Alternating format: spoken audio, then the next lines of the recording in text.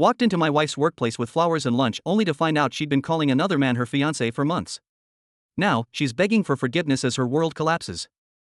I'm 33, a guy, and my wife is 28. We've been married for 6 years. People usually talk about having good and bad times in a marriage, but I never thought we had any bad times. She was always on top of things, waking up on time, doing her tasks, cooking, going to work and all that. She'd also give me advice. I relied on her a lot. I didn't finish my education properly, and I'm in a decent paying job that helps me get by without debt. Though the pay isn't amazing. On the other hand, she makes 10 times more money than me working in an IT company. Some backstory. Before we met, I had a car business, but I lost everything. My home, cars, and even my girlfriend because of former friends who betrayed me and ran off with my money. But that's a whole different tale. Following that, I left my home and found myself in a new state, feeling pretty hopeless about life. That's when a buddy of mine introduced me to poker. I got the hang of the game, although I did lose a lot in the first 3 months. Yet with time, I got really skilled and started raking in some good money. Things were looking up. I still proudly claim that I've got no vices, no drinking, no smoking. Life was on the upswing. I managed to put the betrayal behind me, thinking that those who wronged me would get what they deserved, letting time heal me. Every Sunday I made it a point to attend the specific church. Then, out of the blue, this gorgeous gal comes up to me and asks where I'm from. Noticing that I don't speak the local lingo, I was taken aback. First, I'm not one to easily strike up conversations with locals. I'm more of an introvert. Second, she's stunning and I've never crossed paths with her before. But somehow she's familiar with me. Anyhow, I told her I'm from another state and shared some general info. Nothing personal. She mentioned she'd been watching me for a while and was truly impressed by my focus during prayers and at Mass. Back then, my only source of hope was in God. That's how I held on. So during that period, I gave myself up to God. Seems like she took notice of me, considering she was part of the choir team. And I always found myself up front after church every Sunday. We started chatting. Life felt carefree. No major worries. My poker game was going strong. 6 Sundays of talking, and she invited me over to her place for lunch. Even asked for my number. I felt a mix of excitement and nerves. I was an outsider, and she was way out of my league. Pretty much perfect in every way. I showed up at her house and the lunch was fantastic. Her family, especially her dad, turned out to be wonderful folks, honest and simple. Her dad inquired about my reasons for being there, so I gave him a brief rundown of my story. They got a bit uneasy because all I did was poker. Not exactly a career path or something promising, but I was upfront and told them that at least I had moved beyond my pain, just going with the flow of life. After the meal, she suggested we take a ride on my bike somewhere. I was taken aback that her parents approved, given our traditional background, even though the state was full of foreigners. The dating scene was still pretty conservative due to our upbringing. We spent a year and a half cruising around on that bike. After that stretch, she started delving into some personal matters. See, I hadn't tied the knot at that point, and being a loner, her friendship meant a lot to me. So I opened up completely to her. I had this feeling that she was just as friendly with me as she was with everyone else, always offering help. In the 6 times I'd spent with her, she seemed to know everyone in our circle and was there to assist in both religious and friendship matters. After chatting for nearly 2 hours, it was getting close to 6 o'clock in the evening. She asked about my future plans and if I had any intention of getting married someday. I responded with a no because I was already pushing 27 and had lost faith in relationships, but she reassured me, saying it wasn't a big deal and urged me to live a life with purpose and ambitions. We went back and forth in a debate. I thought that kind of life wasn't for me, but she was adamant that she was right.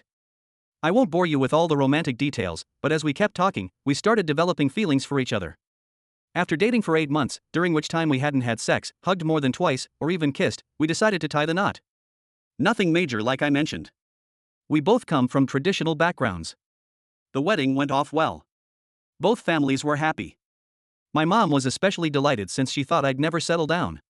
My father passed away a few years ago. The first night was a mix of shyness and excitement. It went well. No complaints. I'd experienced previous sexual relationships, but what truly surprised me was that she was still a virgin, even at the age of 23. I asked her how and why she managed to stay a virgin until 23, and she said she was waiting for the right partner. Those words from her felt like I was on top of the world. The honeymoon phase was fantastic. We were intimate at least twice a day, although I wanted a bit more. I never pushed her or made her feel obligated, even though I knew a lot about sex. I didn't want to impose my desires on her or pressure her in any way. In my eyes, she was an absolute angel, and I was determined not to upset her with even a single word or action. Life was going well. I took a break from playing poker for a bit. I had a decent amount of money, and being a newlywed, things were good. That's when the trouble began. About 3 months into our marriage, I found out about a poker tournament with a substantial prize pool, and I really wanted to participate. So I told her about my plans to play in the tournament. That's when the first bombshell hit me. She wanted me to quit playing poker and get any job, just not poker. I was somewhat puzzled and asked for clarification. She explained that she didn't think poker was a legitimate way to earn money. In her eyes, it was just gambling, and the money wasn't truly earned through hard work. I agreed with her on some points and tried to explain my perspective on the game as well. However, she managed to get her way by giving me an ultimatum. Poker or her. Obviously, I chose her. Even though poker wasn't my ultimate dream, it was more like a passion, a form of relief. After that, I snagged a job at a trading company, and I've been at it ever since. It's not some big fancy corporation, but given I'm not a local guy and I'm not highly educated, this was the best I could get. Meanwhile, my wife has been climbing the ladder and excelling in her career, yet she's never made me feel inferior or flaunted her success over me. We don't have kids even though we're having regular, intimate moments. I've checked and confirmed that I'm capable of having children, but I'm hesitant to bring up the topic. A few months ago, she mentioned she'd rather die than live childless. So I've steered clear of that conversation. I've never attended any of her company events. She even once hinted that I wouldn't enjoy those gatherings, given our current situation. I've been wanting to watch The Witcher for a while, but never found the time. Last Sunday though, I finally had some free time and was eager to catch the show. I asked if she wanted to watch too, but she just wanted to relax. I said, alright, and fired up Netflix. The show was gripping, but there were plenty of explicit scenes. I tried my best to skip or fast forward through them, but she was lounging on the couch and quipped that she understood why I was doing it. I've been dying to watch the series. I asked her what she meant by that. She replied, you already know, and then walked off to the bedroom. That left me puzzled. So I paused the show and went after her to talk. She was in tears when I entered the room. I apologized and explained that I didn't realize the series had so many explicit scenes, promising I wouldn't watch it again, but little did I know what was about to unfold. She said she had something to confess and that she was sorry. I was a bit taken aback and fearful because the woman I knew had never done anything wrong or foolish. I reassured her that it was okay and that she could tell me anything. Little did I expect to hear that she was having an affair with her boss for the past few months. My heart sank as I listened. She'd realized that I was incredibly faithful and devoted to her, doing everything in my power for her. Though the first time it happened was unintentional, she continued, because he was skilled at manipulating her with sweet talk and guilt, begging for her affection as she spoke. My heart felt like it had been hit with a heavy blow. I nearly blacked out and my legs wouldn't move for a good 2 minutes, she later explained. She shared that seeing women portrayed lustfully on TV made her realize the magnitude of her betrayal. She couldn't stand the idea of her husband looking at a nude actress on screen, yet she somehow justified her actions of being intimate with her boss. I wasn't even feeling particularly lustful. The explicit scenes surprised me and caught me off guard. But they didn't deeply affect me. I was completely unprepared for the shock of her confession. So I got up, grabbed my phone and wallet, and started walking amid her loud cries. She pleaded for me to sit down and talk, assuring that anything could be forgiven if we talked it out. That's when I snapped. I questioned her. You expect forgiveness for your affair? The moment she said that, the last shred of respect I had left for her vanished. I walked out of the house. She followed me. And as she approached, I shouted at her and picked up my pace. I didn't want our neighbors to witness the scene. After a bit, she stopped chasing me. Perhaps she went back to fetch a car. I'm not sure. Regardless, I just kept walking and walking for nearly 3 hours. Eventually, I realized I was emotionally shattered and needed to take some action. Otherwise, I might as well have been walking to my own demise. I found a nearby ticket booking office, got myself a ticket, and made my way back to my home state. When I arrived at my house, my mom was understandably baffled and asked why I was there. Abruptly, I told her that I was done with this life. I informed her I needed some rest and that we'd talk in the morning. She seemed perplexed but agreed. Then my brother inquired about my sudden appearance and asked where my wife was. The house belongs to him, as he's the one who bought it. Before all of this, we had been renting that house for quite a while. This is why I always felt like it was our home, even though he asked me politely. I had to realize that it wasn't actually my home. I let him know that I'd be leaving in a few hours. I spoke to my mom, informing her that we're getting a divorce and asking her not to pry. Then I left. She was puzzled, wanting a proper explanation. But all I could repeat was that I was finished with this life. I moved out of the house and found a hotel to stay in. Reaching out to lawyers for legal advice, a friend of mine who happens to be a lawyer referred me to a divorce attorney who advised me to be patient, since the process takes time considering the other party and all. Now, as for my ex-wife, my former angel. I don't use Facebook or any social media, and I blocked her number on my phone. I have no clue how many times she's tried to reach me, as she's unaware I'm still in my home state, likely because she hasn't yet called my mom. However, she has sent me text messages. In those texts, she's poured her heart out, expressing how devastated she is. She's asking me to return home so we can have an honest conversation. She's been talking about how she's accepted my flaws and sees only the good in me, yet she feels I'm not reciprocating. She even reminded me of the vow we made to be together forever. The message was quite lengthy. I'm not quite sure what to make of it all. In her recent messages, she's been telling me that she initially thought I was a good partner, but now she recognizes that I'm her soulmate, and she can't imagine life without me. She's tormented by thoughts of betrayal and guilt, mentioning how these feelings are affecting me. She even admitted to attempting to harm herself, but she stopped when she thought about me and so on. I decided not to read the rest of her messages. If I did, I might have been swayed to reach out to her, or learn her side of the story.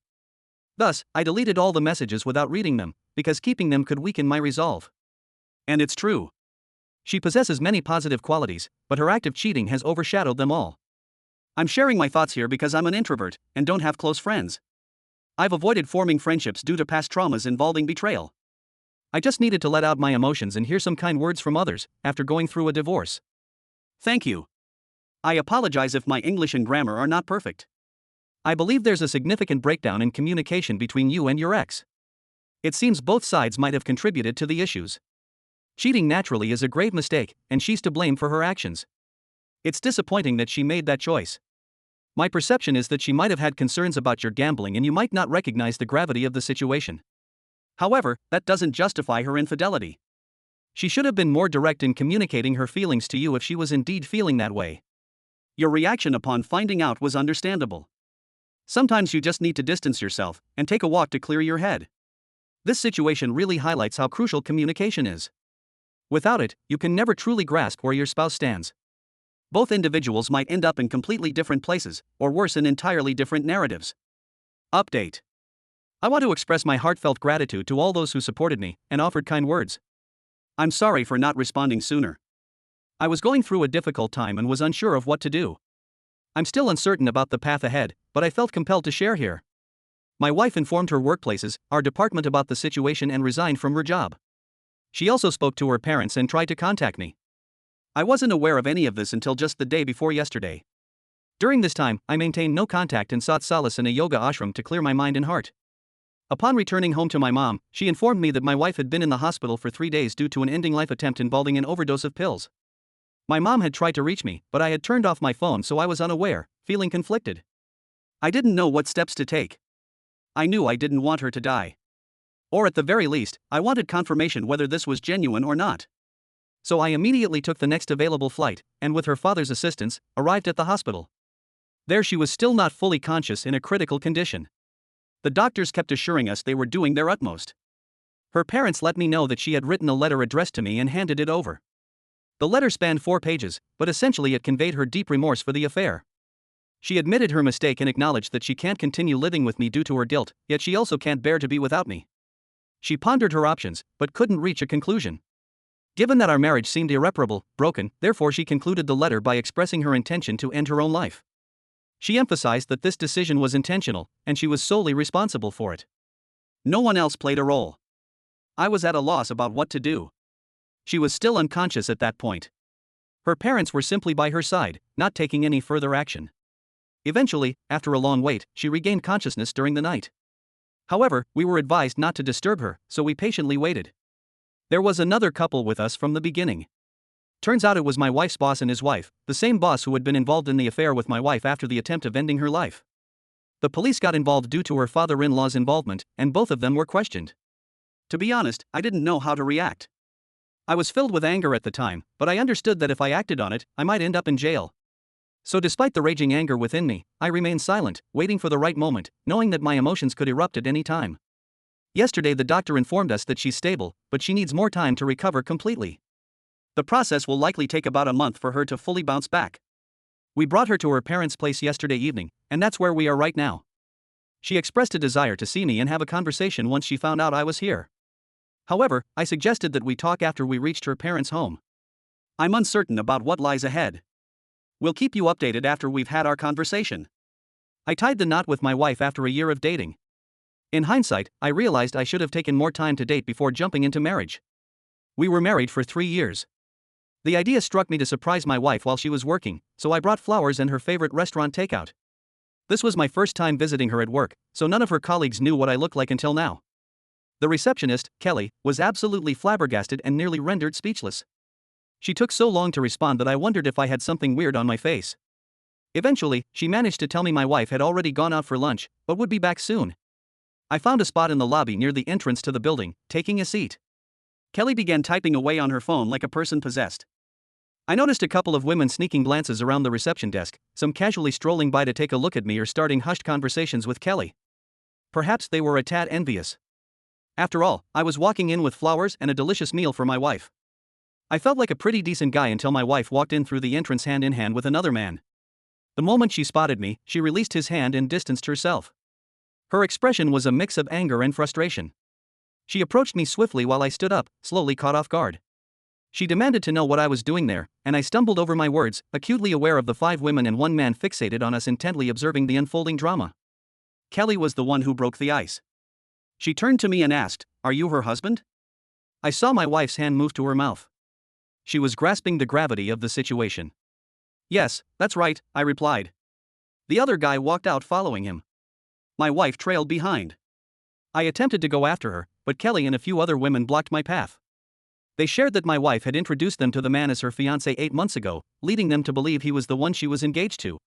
You can imagine the shockwave that news sent through me. I handed over the lunch and flowers to Kelly, passing along my phone number. Then I stepped outside with the aim of finding my wife, who was busy reassuring the man that she would leave me for him, fully committed to their relationship. I interjected, letting them know such a gesture wasn't required. I informed them that I would be filing for divorce and leaving all of her belongings outside for them to collect.